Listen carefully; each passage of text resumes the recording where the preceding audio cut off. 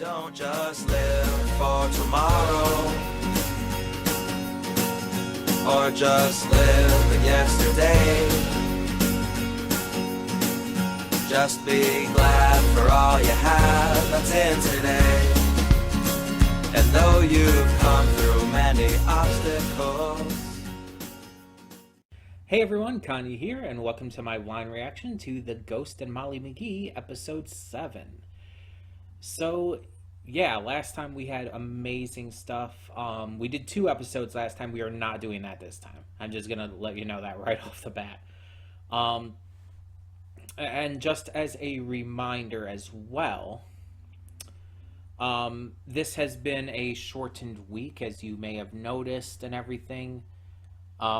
Just due to it being the holiday week, and today, I believe, let me make sure, I'm recording this ahead of time, so I have to check to be sure. I believe it is. But, yes, today is, as of you're watching this, not as of recording, but is Christmas Eve for all those who celebrate it. So, for those who do celebrate, Merry Christmas.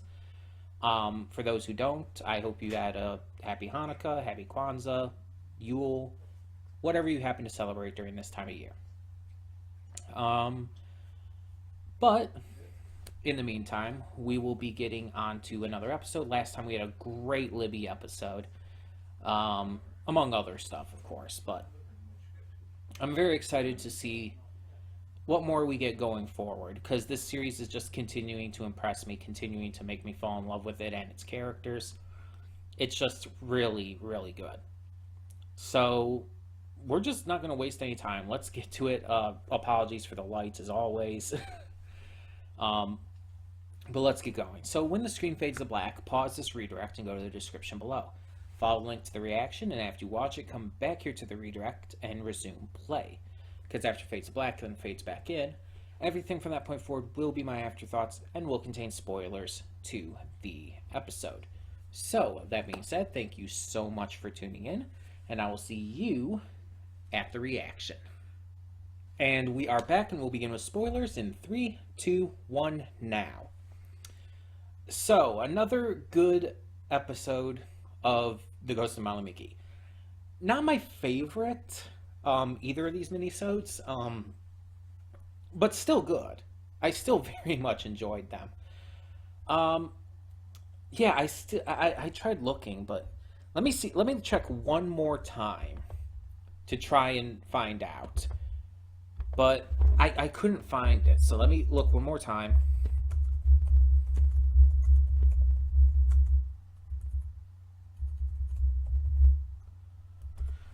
I tried to find out where Brighton is, but I can't find like any specific information. Everything I find just says like, oh, they live in Brighton, and it's like, yes, I get that, but where is Brighton? I mean, I guess it could be on TV tropes, because I'm not finding anything else. It was mentioned in a previous episode. I know it was.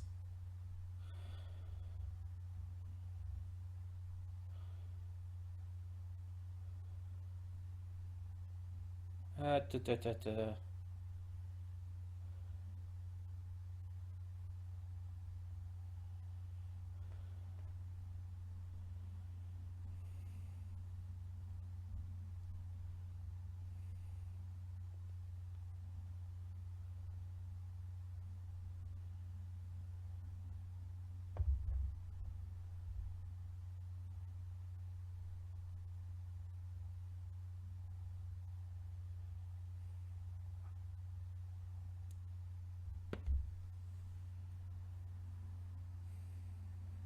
Okay, so apparently in the Greatest Concert Ever episode with the Kenny Starr character,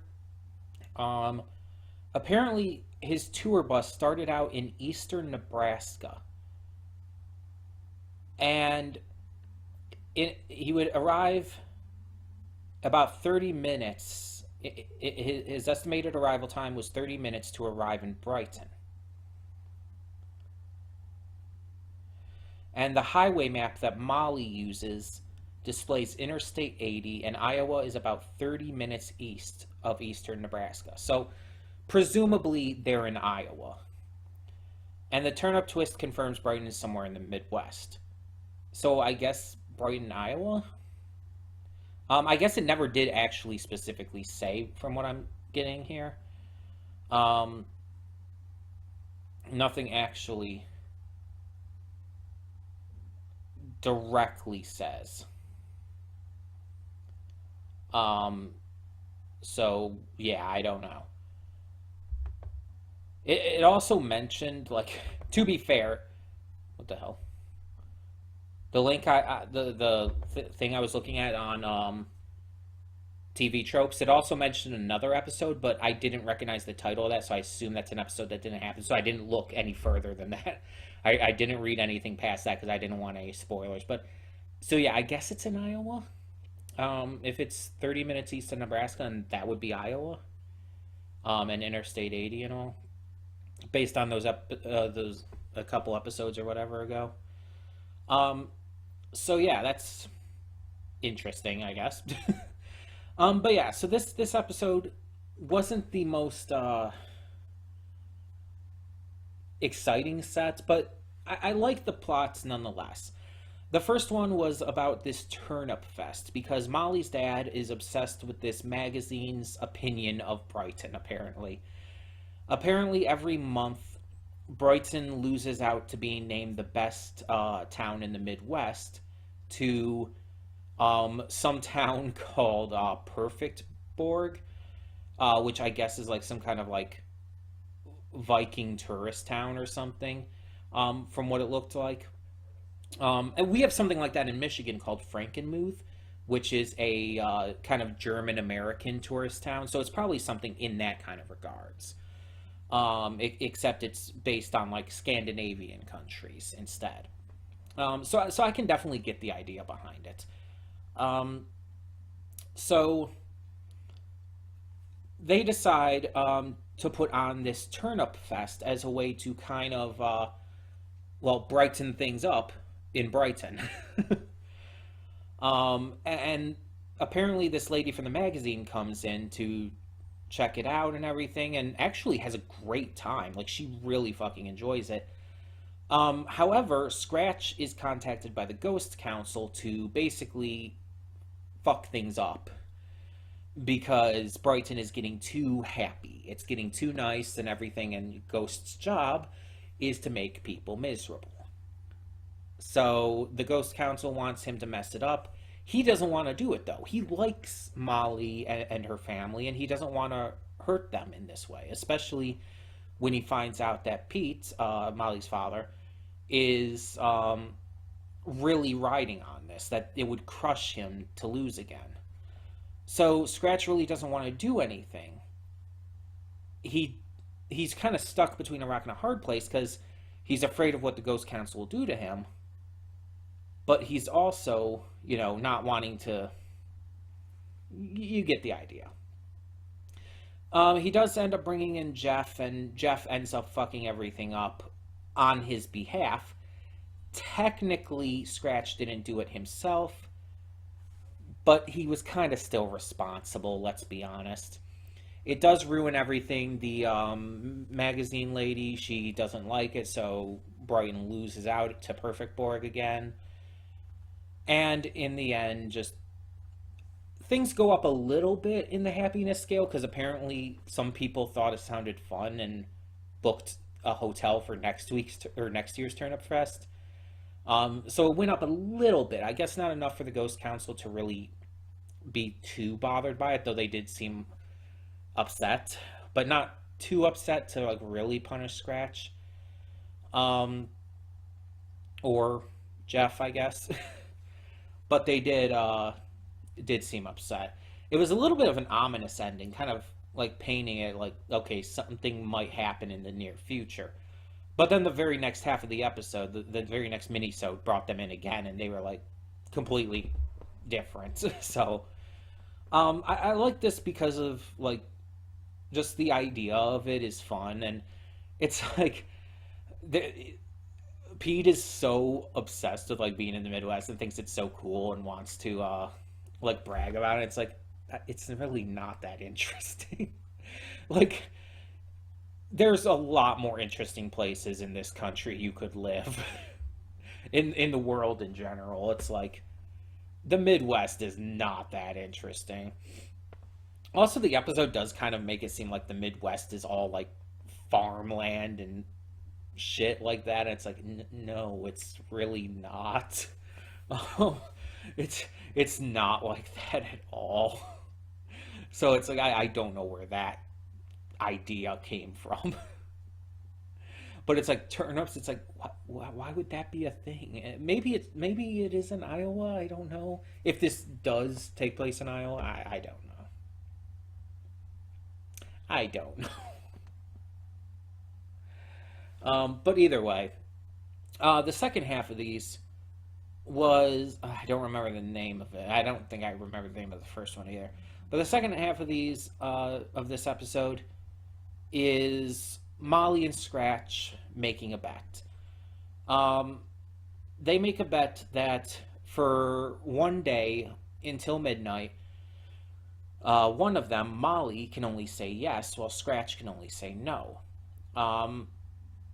And this is an idea that, yeah, this has basically been done before. Like, hell, you could technically say, like, the movie Liar Liar is kind of a play on this entire trope with the idea of, like, oh, a person can only respond in a certain way.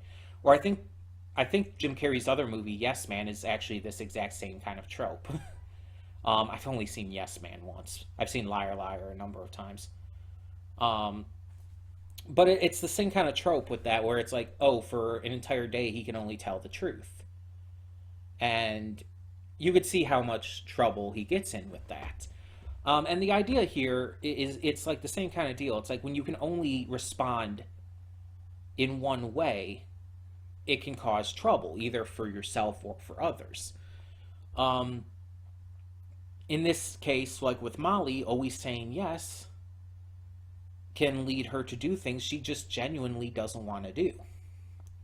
It can lead her into situations that could be even bad for her. It doesn't really go too heavy into that, but if you always say yes to stuff, it could actually be very dangerous, both for like physical and like mental and emotional health. It can be extremely dangerous. But also, always saying no can also lead to some negative consequences as well, as Scratch finds out. Like, they obviously play up the height of the consequences for Scratch as, like, oh, the Ghost Council likes that things seem more miserable in Brighton lately. So they invite him to join their elite club and everything. One-time offer, and he can only answer no, despite it being his dream. And so it's like, that's obviously played up as the height of his issue with that, but you obviously understand there are much more pressing ways that could be utilized. And I get it. It's a kids show. It's a show marketed towards children. They can't go too heavy with it. Now a lot of cartoons will go heavier into things, but not this soon. Like, the shows usually have to establish themselves as having gotten to a heavier part in their run before they do shit like that. So it wouldn't have made sense for them to go too heavy with this right here. But you could very easily do that with this kind of concept. It could lead to a lot of issues. Like, a lot. And so it's a really fascinating concept, and I think they worked it out well enough here. Although Molly not liking magicians, like, girl, I like you. Don't make me dislike you. I love magic. Like, I love magic. It is probably one of my favorite, if not my favorite type of, like, entertainment medium out there. outside of just like, normal television stuff. I'm talking about like a big entertainment medium, like between that and singing or dancing or whatnot. Like, basically, as an example, every time America's Got Talent is on, the magicians are always my favorites. Pretty much always, at least, if they're good enough, like Shin Lim was. Oh, Shin Lim is amazing, and he's sexy. Like, goddamn, he is sexy. But seriously, I love magic acts, whether it's close up or whether it's a more like big illusions or clairvoyant magic, big stage production kind of stuff. The only kind of magic acts I'm not huge into are quick change, unless they're like really fucking good. There's this one quick change artist on the most recent America's Got Talent season. I believe her name was Leah Kyle. Leah Kyle, I believe. She's French, and she was amazing. Like, she was so fucking good. And it's like, you have to be that fucking good for me to like you if you're a quick change artist, because I just feel it's the weakest form of magic, or at least one of the weakest for me, at least. But I love magic. I always have, and yeah, of course they're all tricks. Of course it's all just illusions and sleight of hand and shit. We know that. Everyone knows that. But it's more of the fun of not knowing how it's done and being mystified, especially when they're really that good. And you're just like trying to figure it out and you just can't. It's like, oh yeah, that's the good shit. So it's like, I don't understand her dislike of him.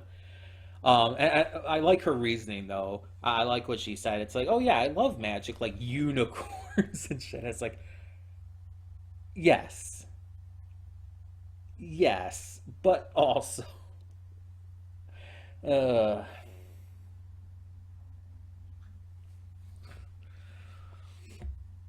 um, but yeah, another a good set of minisodes here, a good episode. Um, I enjoyed it. Not my favorite set by any means. But I still thought it was good. So yeah.